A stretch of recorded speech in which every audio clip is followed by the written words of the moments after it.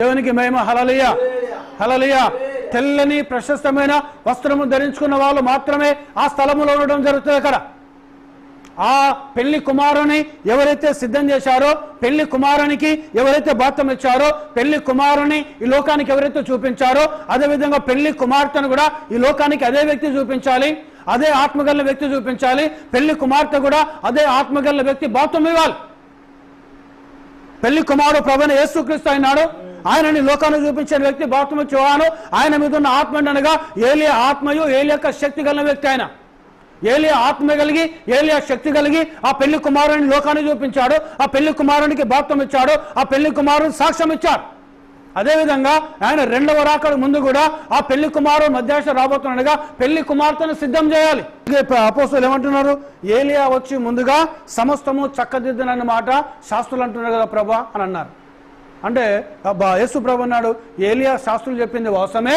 యేసు ఆయన బాప్తిసం ఇచ్చే యోహాను వచ్చాడు, ఏలియా వచ్చాడు, సమస్తమును చక్కదిద్దాడు, ఆయన తిరిగి వెళ్ళిపోయాడు. ఆయన దేవుని నామానికి మహిమ కలుగును గాక. హల్లెలూయా.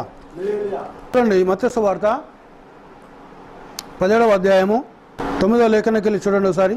వారు కొండ దిగి వచ్చుచుండగా మనిషి కుమారుడు మృతుల నుండి లేచి వరకు ఈ దర్శనం మీరు ఎవరితోనూ చెప్పకూడదని యేసు వారికి ఆజ్ఞాపించాను. అప్పుడు ఆయన శిష్యులు, ఇలాగైతే ఏలియా ముందుగా రావాలని శాస్త్రులు ఎందుకు చెప్పుచున్నారని ఆయనను అడిగిరి. అందుకు ఆయన, ఏలియా వచ్చి సమస్తమును చక్కబెట్టిన మాట నిజమే. శాస్త్రులు ఎందుకు చెప్తున్నారు ప్రభా? ఏలియా వచ్చి సమస్తాన్ని చక్కబెట్టాలి కదా, సమస్తమును చక్కబెట్టాలి కదా ఏలియా వచ్చి. మరి శాస్త్రులు మాట చెప్తున్నారు. ఏలియా వచ్చాడా? వస్తే ఏడి ఏలియా? ఎక్కడ ఉన్నాడు ఏలియా? వారే ఆశ్చర్యపోతున్నారు. ఎవరండి వీళ్ళు? యేసు ప్రభుతో ఉన్న శిష్యులు. అంటే ఏలియా ఆత్మగల వ్యక్తి బాప్తిసం ఇచ్చే యోహానని, ఏలియా శక్తిగల వ్యక్తి బాప్తిసం ఇచ్చే యోహానని యేసు ప్రభుతో ఉన్న శిష్యులకే తెలియదు వారికి. ఈ యొక్క ఆయన రెండవ రాక ముందు కూడా అదేవిధంగా ఏలియా ఆత్మగల వ్యక్తి, ఏలియా శక్తిగల వ్యక్తికి పుట్టి వధువును లోకానికి పరిచయం చేసిన సంగతి క్రైస్తవ సమాజానికి తెలియదు వారికి. చాలా రహస్యంగా ఉన్నది అక్కడ.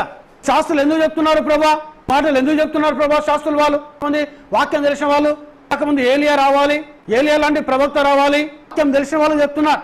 ఎవరు ఏలియా? ఆయన ఎలా రాబోతున్నాడు? ఆయన ఏలియా లోకానికి వచ్చాడాయన, ఏలియా ఆత్మగల వ్యక్తి వచ్చాడాయన, సమస్తమును చక్కదిద్దాడాయన, కృష్ణుడు లోకాన్ని పరిచయం చేశాడాయన, పెళ్లి కుమారుని పరిచయం చేశాడాయన. కానీ యేసు ప్రభుతో శిష్యులకే తెలియదు. అంటే ఆయనతో శిష్యులకే తెలియదు అని అంటే ఒక సాధారణమైన ఇజ్రాయెల్ పైలకి ఎలా తెలుస్తుందండి?